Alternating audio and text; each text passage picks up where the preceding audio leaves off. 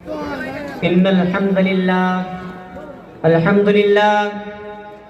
لله نحمده ونستعينه ونستغفره ونؤمن به ونتوكل عليه ونعوذ بالله من شرور أنفسنا ومن سيئات أعمالنا ونشهد أن لا إله إلا الله وحده لا شريك له ولا نظير له ولا وزير له ولا مشير له ولا معين له وصلي على سيد الرسل وخاتم الأنبياء المبعوث إلى كافة للناس بشيرا ونذيرا وداعيا إلى الله بإذنه وسراجا منيرا.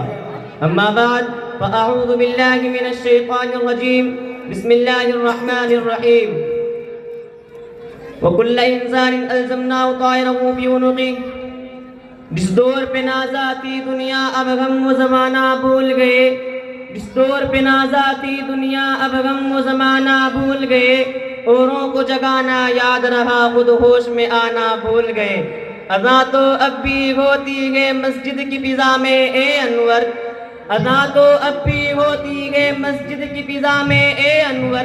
جس ضرب سے دل ہل جاتے تھے وہ ضرب لگانا بھول گئے. منہ دیکھ لیا آئینے میں پر داغ نہ دیکھا سینے میں. منہ دیکھ لیا آئینے میں پر داغ نہ دیکھا سینے میں. دل ایسا لگایا جینے میں مرنے کو مسلمان بھول گئے.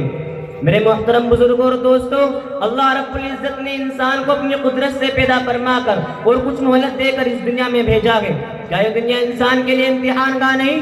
یہ دنیا انسان کے لیے آرام گاہ نہیں، سیر گاہ نہیں، تفریح گاہ نہیں. یہ دنیا انسان کے لیے چراگاہ نہیں کہ انسان کھا پی کر کھیل کود کر موج مستی کر کے زندگی گزار دے. میرے دوستو، اللہ رب العزت نے انسان کو اس دنیا میں اس لیے نہیں پیدا فرمایا کہ وہ رب چاہی زندگی چھوڑ کر من چاہی زندگی گزارے، بلکہ اللہ رب العزت نے انسان کو اس دنیا میں اس لیے پیدا فرمایا گیا کہ وہ من چاہی زندگی چھوڑ کر رب چاہی زندگی گزارے.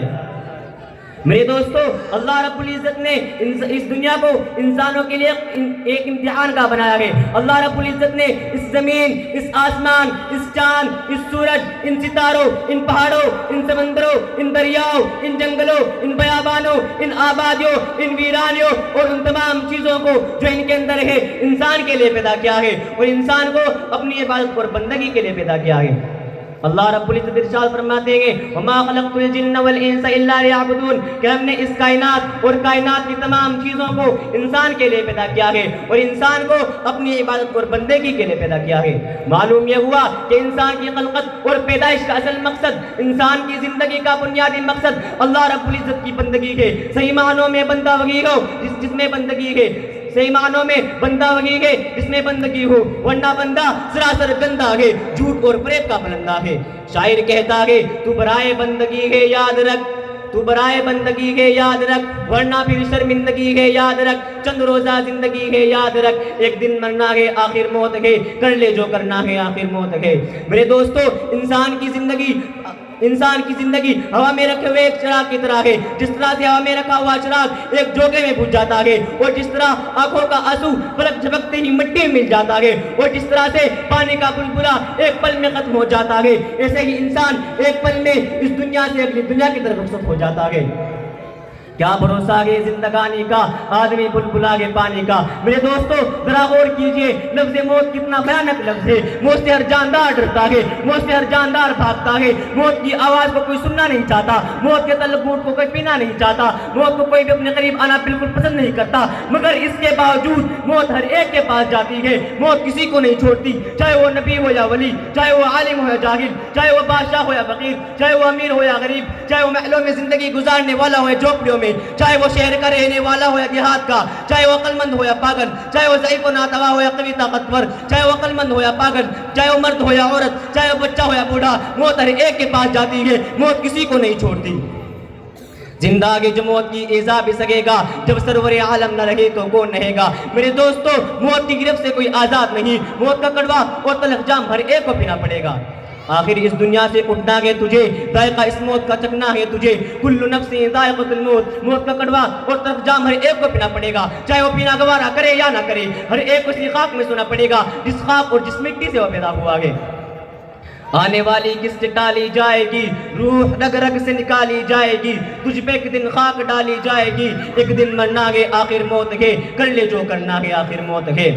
وَكُلَّ إِنسَانٍ أَلْزَمْنَاهُ طَائِرَهُ فِي عُنُقِهِ وَكُلَّ إِنسَانٍ أَلْزَمْنَاهُ طَائِرَهُ فِي عُنُقِهِ. جس وقت موت کے آنے کا وقت آ گیا وہ آ جائے گی، نہ اس میں ایک بھی سیکنڈ کے لیے تقدیم و تاخیر ہوگی، اور نہ ہی بلند و بالا عمارتیں اور دیواریں اس کی راہ میں عائل ہو سکتی ہیں، اور نہ ہی بادشاہوں کے مضبوط سے مضبوط قلعے سے روک سکتے ہیں. اینما تکونوا یدرککم الموت ولو کنتم فی بروج مشیدہ، اور نہ ہی کسی حکومت اور سلطنت کے ذریعے سے روکا اور ٹالا جا سکتا ہے. کیونکہ اگر موت کو کسی حکومت کے ذریعے ٹالا جا سکتا تو فرعون کو کبھی موت نہ آتی. موت کو اگر مال و دولت کے ذریعے ٹالا جا سکتا تو قارون کو کبھی موت نہ آتی. موت کو اگر وزارت کے ذریعے ٹالا جا سکتا تو حامان کو کبھی موت نہ آتی. موت کو اگر قوت اور طاقت کے ذریعے ٹالا جا سکتا تو حضرت علی رضی اللہ عنہ اور رستم و سہراب جیسے بڑے بڑے پہلوانوں کو کبھی موت نہ آتی. موت کو اگر حسن و جمال کے ذریعے ٹالا جا سکتا تو حضرت یوسف علیہ السلام کو کبھی موت نہ آتی. موت کو اگر نبوت کے ذریعے ٹالا جا سکتا تو اولیاء اللہ کو تو انبیاء علیہ السلام کو کبھی موت نہ آتی. موت کو اگر ولایت کے ذریعے ٹالا جا سکتا تو اولیاء اللہ کو کبھی موت نہ آتی. موت کو اگر حکمت اور دعا کے ذریعے ٹالا جا سکتا تو افلاطون اور جانیلوس کو کبھی موت نہ آتی. موت کو اگر علم و دانائی کے ذریعے ٹالا جا سکتا تو حضرت لقمان رضی اللہ عنہ کو کبھی موت نہ آتی. موت کو اگر جود و سخاوت کے ذریعے ٹالا جا سکتا تو حاتم طائی کو کبھی موت نہ آتی. موت کو اگر وفاؤں کے ذریعے ٹالا جا سکتا تو لیلا مجنوں کو کبھی موت نہ آتی. موت کو اگر عشق و محبت کے ذریعے ٹالا جا سکتا تو نیک بیوی اپنے سامنے اپنے جوان خاوند و شوہر کو کبھی مرنے نہ دیتی. موت کو اگر لاڈو پیار اور محبت کے ذریعے ٹالا جا سکتا تو کبھی بھی ماں اپنی گود میں پڑے اپنے معصوم بچے اور بیٹے کو مرنے نہ دیتی. بے شک ماشاءاللہ. میرے دوستو مگر ہم کتنی بار دیکھتے ہیں کہ ایک جوان آدمی ایک جوان لڑکا چار پائی پر لیٹا ہوا ہے. سارے گھر والے پوچھتے ہیں آپ کو کیا ہوا، آج آپ خاموش کیوں ہیں؟ لیکن وہ کوئی جواب نہیں دیتا، وہ خاموش ہوتا ہے. اس کی بیٹی آگے بڑھتی ہے اور کہتی ہے میرے ابو مجھے بتائے تو سکی آپ کو کیا ہوا، میں آپ کی ہر وقت خدمت کرنے کے لیے تیار ہوں، جس چیز کی بھی ضرورت ہوگی فوراً حاضر کروں گی. بیٹی روتے ہوئے کہتی ہے میرے ابو مجھے چھوڑ کر کہاں جا رہے ہیں، اب میرے سر پر شفقت کا ہاتھ کون رکھے گا، اب مجھے بیٹی کہہ کر کون پکارے گا. مگر باپ خاموش ہوتا ہے. اس کی بیوی آگے بڑھتی ہے اور کہتی ہے اور میرے ہمدم، میرے ہمراز، میرے سر کے تاج، مجھے بتائے تو صحیح آپ کو کیا ہوا، آپ نے تو خوشی اور غم میں ساتھ رہنے کا عہد کیا تھا، آج کیا ہو گیا؟ لیکن خاوند کوئی جواب نہیں دیتا، وہ خاموش ہوتا ہے. بیوی روتی رہ جاتی ہے. بالآخر اس کی ماں آگے بڑھتی ہے اور کہتی ہے او میرے بیٹے، میرے نور نظر، لخت جگر، مجھے بتائے تو سکی تمہیں کیا ہوا. میری بیٹا تمہاری امی بول لگی ہوں، بیٹا تم تو میری ہر آواز پر لبے کہا کرتے تھے، تم تو وہی بیٹے ہو اور میں تمہاری وہی ماں ہوں، آج کیا ہو گیا کہ میری بات کا جواب نہیں دیتے. ماں رو رہی ہے، بیٹا خاموش ہے، بیٹے کی روح بالکل نکل جاتی ہے. ماں باپ بھائی بہن بیوی بچے کھڑے رو رہے ہیں، کوئی کچھ نہیں کر سکتا. قرآن کریم نے پہلے ہی منظر بتا دیا وَلَوْلَا إِذَا بَلَغَتِ الْحُلْقُومَ وَأَنْتُمْ حِينَئِذٍ تَنظُرُونَ وَنَحْنُ أَقْرَبُ إِلَيْهِ مِنكُمْ وَلَكِنْ لَا تُبْصِرُونَ. بیٹے کی روح نکل جاتی ہے، ماں دیکھتی ہے بیٹے کی روح نکل گئی، منہ اور آنکھیں کھلی رہ گئی، منہ اور آنکھیں کھلی رہ گئی. ماں اپنے کانپتے ہوئے ہاتھوں سے بیٹے کی آنکھیں بند کر دیتی ہے. وہ جانتی ہے یہ آنکھیں آج کے بعد پھر کبھی نہیں کھلے گی. اس کا منہ بند کر دیتی ہے. وہ سمجھتی ہے یہ توتی ہمیشہ کے لیے خاموش ہو چکی ہے، اب میرا بیٹا پھر کبھی نہیں بولے گا. تھوڑی دیر کے بعد چادر کو اوپر ڈال دیا جاتا ہے. سب کہتے ہیں میت کو جلدی نہیں لاؤ، ابھی تھوڑی دیر پہلے وہ کسی کا باپ تھا، کسی کا بھائی تھا، کسی کا بیٹا تھا، کسی کا شوہر تھا، اب کیا بنا؟ سب نے میت میت کے لگانی شروع کر دی. سب کہتے ہیں اصل انسان تو چلا گیا، صرف اس کی لاش باقی ہے، صرف اس کا جسم باقی ہے، مکی چلا گیا، مکان باقی ہے. چنانچہ عزیز و قارب جلدی جلدی کفنانے دفنانے کی تیاری شروع کر دیتے ہیں. اس کو نہلا دھلا کر قبرستان پہنچا دیا جاتا ہے. عزیز و قارب رشتہ دار عیادت کرنے والے رو دھو کر چپ ہو جاتے ہیں. بھائی رشتہ دار مال بانٹنے میں لگ جاتا ہے. ادھر دشمن خوشیاں منانے لگتے ہیں اور ادھر مرنے والا اپنے نامہ اعمال میں پھنس جاتا ہے.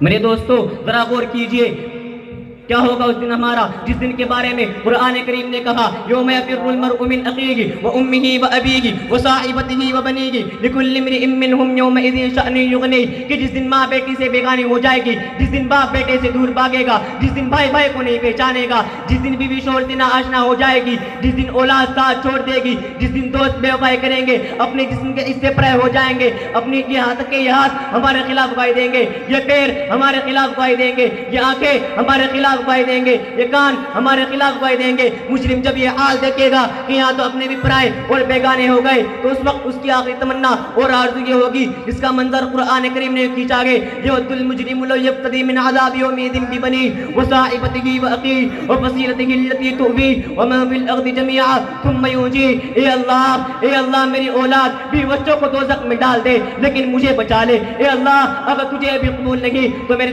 خاندان والوں کو دوزخ میں ڈال دے لیکن مجھے بچا لے. اے اللہ اگر تجھے یہ بھی قبول نہیں تو تمام انسانوں کو دوزخ میں ڈال دے لیکن مجھے بچا لے. تو پھر اللہ رب العزت ارشاد فرمائیں گے کلا, ایسا ہرگز نہیں ہوگا, لا تزر وازرہ, آج تو انصاف کا دن ہے, آج کوئی کسی کا بوجھ نہ اٹھائے گا. وکل انسان الزمناہ طائرہ فی عنقہ, آج تیرا عمل تیری گردن پر, اس کا عمل اس کی گردن پر. ماشاءاللہ, بہت خوب. پھر اللہ رب العزت فرشتوں سے فرمائیں گے, اے فرشتوں اسے لے جاؤ, اٹھا کر جہنم میں پھینک دو. پھر جہنم سے عذاب سے پریشان ہو کر کہے گا موت چلائے گا, موت کی تمنا کرے گا, لیکن قیامت کے دن تو موت آ چکی ہوگی, جہنم میں تو موت کا تصور بھی نہیں ہوگا. میرے دوستو آج تم گھبرا کے, آج تم دنیا کی مصیبتوں اور پریشانیوں سے عاجز آ کر کہہ دیتے ہیں کہ مر جائیں گے, لیکن وہاں تو موت ہی نہیں آئے گی. اسی لیے کسی شاعر نے کہا ہے, آج تو گھبرا کے یہ کہہ دیتے ہیں کہ مر جائیں گے, مر کر بھی چین نہ آیا تو کدھر جائیں گے. اسی لیے میرے دوستو آخرت کی فکر کرنی ہے ضرور, جیسی کرنی ہے ویسی بھرنی ہے ضرور.